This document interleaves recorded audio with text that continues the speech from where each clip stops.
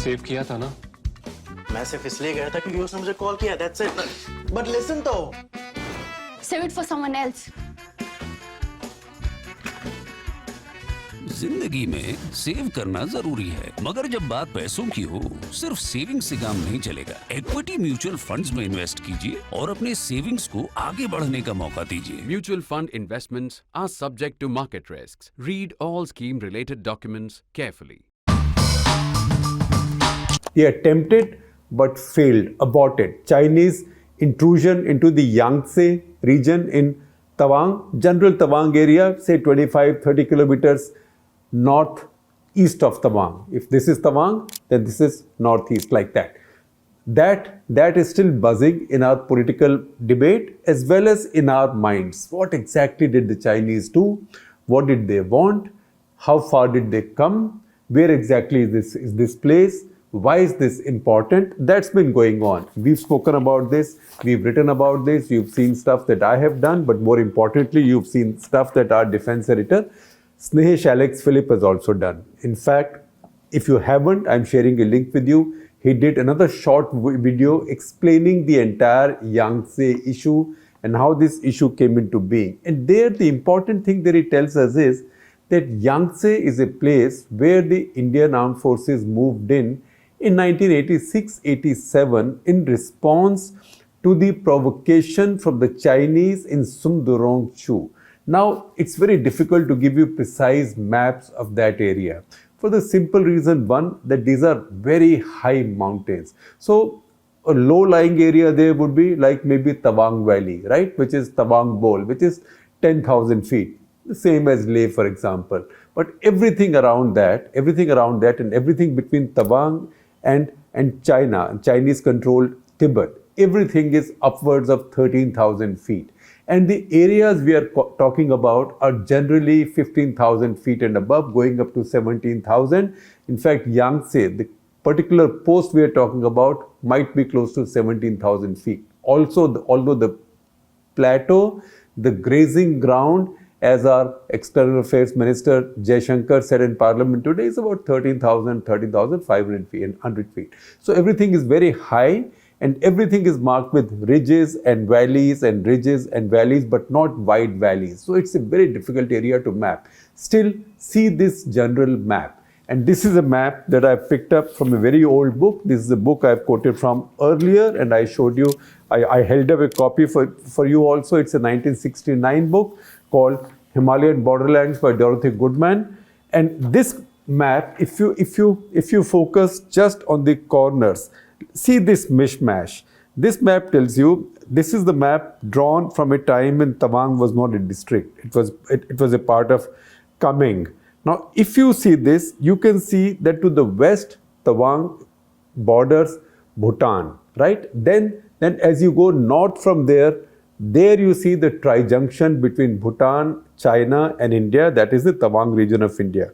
It's somewhere there that in 1986-87, the Chinese had tried to come into a place called Sumduruong Chu. And I will explain to you what Sumdurong Chu is in just a minute. But the fact is, it's when the Chinese came in there, and they might have been hoping that India will just accept it as a fact of life, ab aa gaye to aa gaye, ab kya kare? But India pushed back at them. And I will give you that detail of how it happened, because that was quite a troubled period in our history, in the history of India-China relations. And whatever happened there also has an echo now, because one thing leads to another. So each side then bides its time. So the Chinese earlier came into Sumdurong Chu. Now they try to come into Yangtse. Now again, if you look at the map of Tawang in general, mountains are very deceptive when it comes to distances. Now you might say, oh, on the map it looks like the two places, say Yangtse and Sumdurong Chu, don't look that far, right? But you know, this is just a map. Map in the mountains means something else. As a crow flies, the distance may be from west to the east, west towards Bhutan and east towards going the other side, which ultimately will go into Myanmar. The distance between Sumdurong Chu generally from the west to Yangtse in the east, right? That would be about 30 kilometers as a crow flies. But 30 kilometers as a crow flies means Nothing in the mountains, because in the middle are so many ridges, so many high mountains that to go from one to the other, I don't know how long will it take you if you try to do it by foot. And certainly there are no expressways there, no highways there, no roads there. Nobody has built a road as yet like that in that region. So it's in that region. So think of Tawang as the prize, right? Tawang is at the center. So 1962, the Chinese made an entry into India, their main entry into India, which took them to the foothills, of Assam, threatening the main valley of Brahmaputra Valley. And that is when things got so bad that the Deputy Commissioner of Tezpur at that point, or what is called as the Darang district, even threw away the money in his treasury in the river, so the Chinese won't get it. The Chinese got that close. So that is the route of ingress that they had used, and that is the route on this map. On the first map, you will see to the west, not far from the Bhutanese border. That's where they came in. That's where the famous points which are frozen in our memory, Thagla Ridge, Namka Chu, etc. That's where those are located. So on this map, you can generally see that area, and you can see that they had used that area to come to Tawang. Now, this other region to the east, where the Chinese now trying to come in, Yangtse. So in 1987-86, they again tried to establish a foothold through the axis on which they had invaded India in 1962. And that set alarm bells ringing, and that's when India responded. I will tell you about that response. And it was part of that response then that India also went and occupied other heights in the general Tawang region. So not quite there, even way to the east. In this case, Yangtse, etc., that region. And that's when India established its presence there. And since then, it's been a sticking point, it's been a sore point with the Chinese, because they thought that India never occupied this place. They came in 1986-87. In the confusion, the Chinese were not able to stop them, maybe because they didn't want to, maybe because they were afraid of escalation. And they've been wanting India off that ridge. Because you know what, we keep telling you again and again and again, in the mountains, heights matter, of course. Heights matter, ridges matter, and the valleys matter. Valleys, passes, that's what matters in the mountains. Because you have to be high to defend yourselves, but you have to control the passes and the valleys to supply yourselves and for your own movement, and or you have to attack the other side's valleys and the passes to get into their side. That's why a position on the height, well defended in a very easily defendable place, is very, very valuable. That's Yangtse. So once again, this is Sumdurong Chu, this is Yangtse, this is Tawang. My chin is Tawang, Sumdurong Chu, Yangtse. The distance as the crow flies is about 30 kilometers, no more, but 30 kilometers of very high mountains. So now Chinese came in to try and threaten this place. Now, how exactly did this problem start? We are not going right back to 1962. We know what happened in 1962. Many books have been written. And once again, if you look at this old map from Himalayan borderlands, this shows you Thagla Ridge. In fact, my screen will highlight these places. So Thagla Ridge is from where Nehru had ordered, quote unquote, ordered his army to evict the Chinese. And that is the operation that went wrong. The unit assigned to the job, 6 Rajputana rifles, wasn't quite equipped for it. They didn't realize it wasn't the commanders had not catered for the fact that the Chinese were actually higher. Our soldiers were not well defended. They were going lower to evict the Chinese, and they then were going into a bowl where they will be trapped. That's where India suffered its first big reverse of the war. Very high casualties. The battalion almost nearly fully got wiped out. So many books have been written about the disaster, and that was the operation Nehru ordered under pressure unthinkingly. It was his biggest blunder. So he assigned the 7th Brigade of Indian Army to carry out that operation, and as I told you, this was a disaster. So many books have been written about it. The brigade commander, Brigadier J.P. Dalby, who was taken prisoner because his brigade just broke up in completely adverse circumstances, he then later a book called The Himalayan Blunder, which has now become an enduring metaphor. And also one of the officers in that Rajput battalion, General A.K. Verma, He somewhat more recently, in 1997 that is, wrote a book called Rivers of Silence, Disaster of River Namkachu 1962. So all those stories are available there. Now, after 1962, Chinese defeated us, then they went back. They went back as if in a great act of generosity, but basically that was to say, listen, you guys were getting too uppity. We came and taught you a lesson, gave you a couple of slaps. Now we are going back. Now be good boys after that. So they went back, and the fact is that India went into a completely defensive mindset vis-a-vis the Chinese after that. And that defensive mindset lasted almost 2 decades. So it was in 1980. Until 1980, from 1962, Indian planners, Indian strategic or tactical planners both, had decided that, look, there was no point trying to defend Tawang. The Chinese were not there, Tawang was with us, but it wasn't possible, it wasn't feasible to set up your defenses ahead of Tawang. It was too difficult, too challenging, and too demanding, and you simply did not have the wherewithal or communications or the logistics. So leave Tawang as it is, lightly defended, and main defenses of India were to be set around Sela, which is far in the back. Sela is a big pass under which now a tunnel is being built, as we know. So the idea was Sela is a big, tall, high, massive, and that's where you will stop the Chinese. So let them come in, and we will then fight a great defensive battle and stop them there. That defensive mindset continued till 1980. Why? Because until then, Indian mindset wasn't so much about defending all of the territory from China, but it was about defending India from China. So Sela, the idea of basing your defenses at Sela was so that the Chinese are not able to cut into the Assam plains and then onwards to other parts of India. That changed in 1980. 1980, as Mrs. Gandhi became Prime Minister yet again, there was a review carried out, and a decision was taken now to also start basing defenses ahead of Tawang. That all of Indian territory should be defended, including Tawang. And that's when Indian army units started going into Tawang. It was around that time, after that decision to start defending Tawang in 1980, that Indian forces again began exploring territories beyond the Tawang hamlet or Tawang town. At that point, it was a very small town. Now it's a bustling mountain city. And as they moved ahead, some few patrols of the Intelligence Bureau, a few patrols ordered by the Intelligence Bureau, but mostly manned by jawans of what was called the Special Services Bureau, SSB. Abhi bhi SSB hai, Sashastra Seema Bal bolte hain. Then it was Special Services Bureau.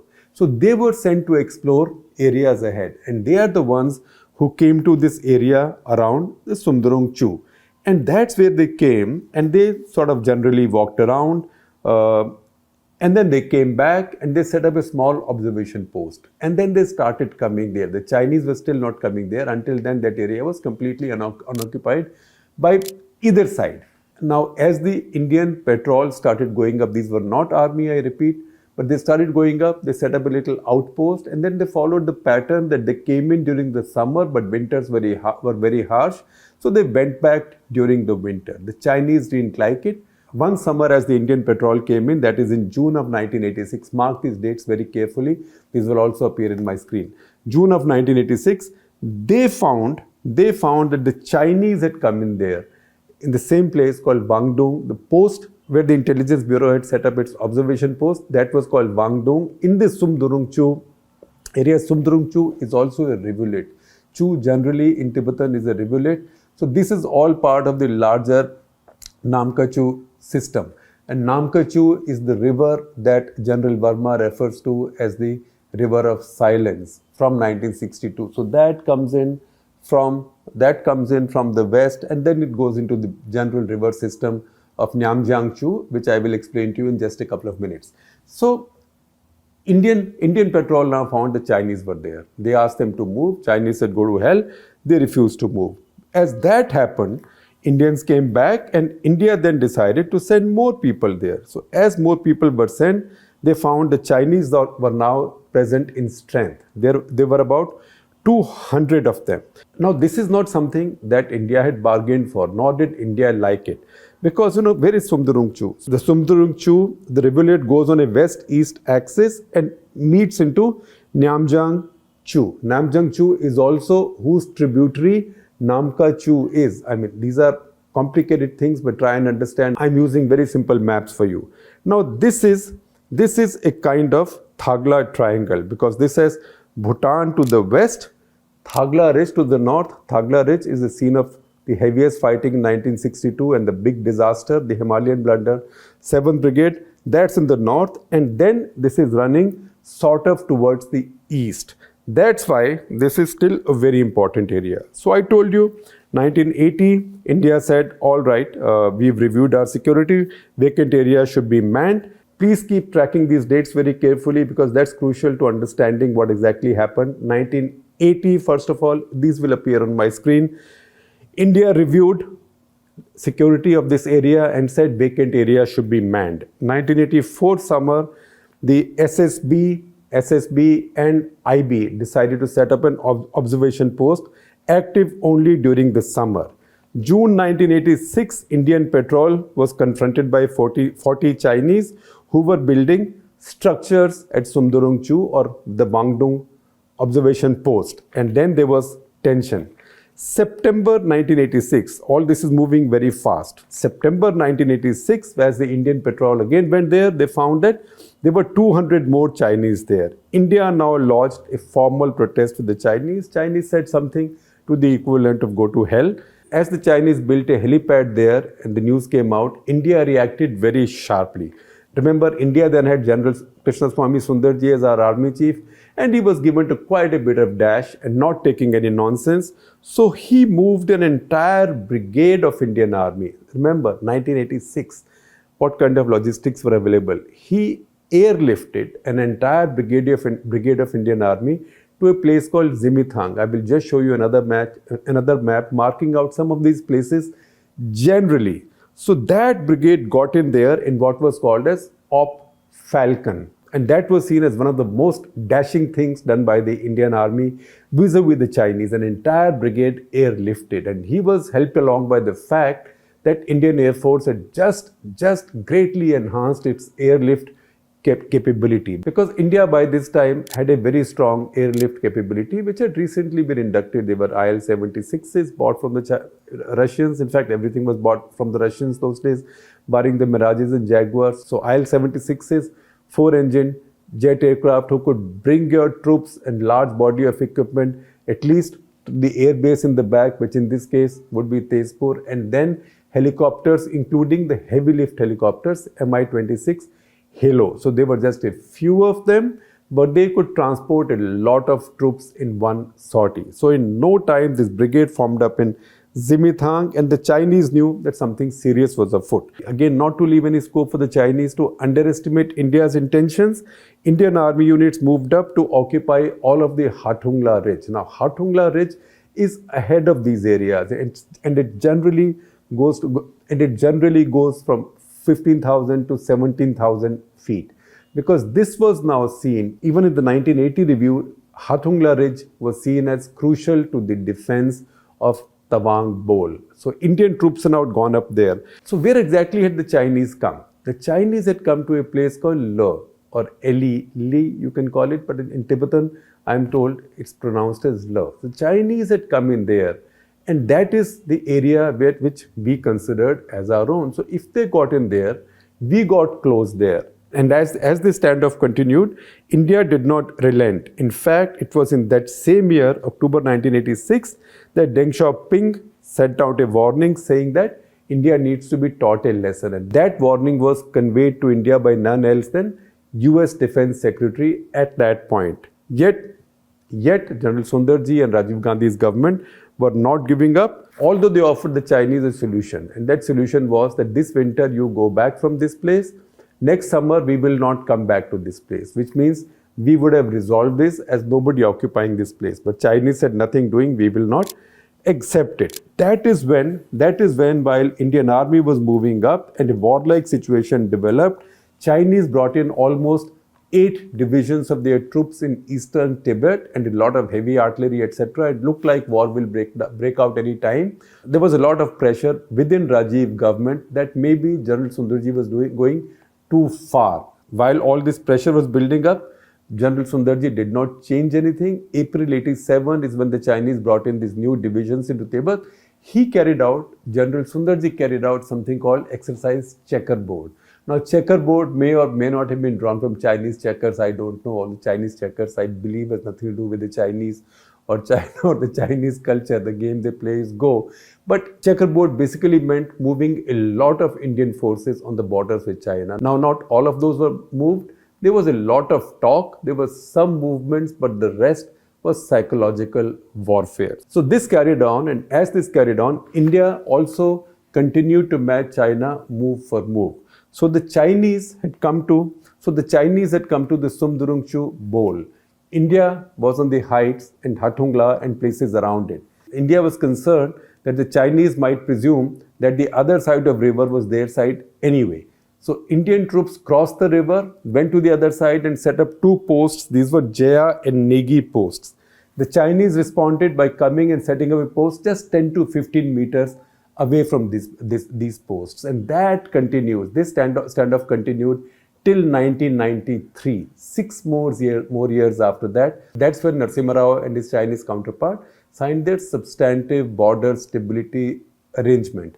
Now see what's happening in 1987-88. It's because India responded so sharply to the Chinese that the Chinese were willing to settle. And then things were settled through back channels. So N.D. Tiwari, who was then foreign minister, on his way back from Pyongyang in North Korea, stopped in Beijing, conveyed a message from Rajiv Gandhi that there was no intention to escalate the war. Both sides de-escalated generally, but full de-escalation only happened after 1993. So that standoff carried on for almost 7 years. So it was in 1993 that Narasimha Rao and his Chinese counterpart signed the Border Peace and Tranquility Agreement, which for the first time brought in some principles on how to manage the line of actual control, and both sides went back and de-escalation took place. So once again, see, two things that Indian Army did then. One, crossing the river and taking position on the heights in this area. That deterred the Chinese, and that enabled Rajiv Gandhi then to visit China in 1988 from a position of strength. So early 1988, Rajiv Gandhi made a state visit to China. Remember, it was the first state visit to China by an Indian Prime Minister since his grandfather Jawaharlal Nehru did so in 1954. But he did so from a position of strength because India had something to give and India had something to take. And that's when Deng Xiaoping also decided on some kind of a thaw with India, which lasted until Xi Jinping, now as we know, woke up one morning and ruined it. So a couple of more things before I let you go. 1971, around this time in 1971, the war for Bangladesh liberation had ended. On 16th of December 1971, shortly after that, one of the first things that Indira Gandhi did was to announce the creation of Arunachal Pradesh as a union territory separated from Assam. Until then, it was a special zone in Assam, Northeast Frontier Agency. Now it was to be union territory. On 20th of February, with the new amendment in Constitution, I think 55th Amendment, Arunachal Pradesh became a union territory of India. That was rubbing the finger in the eye of the Chinese. So within a month of that war ending, in which Pakistan had been dismembered, Arunachal Pradesh became a union territory on 20th January 1972. And you know what? While this tamasha in Sumdorong Chu was going on, what did Rajiv Gandhi also do?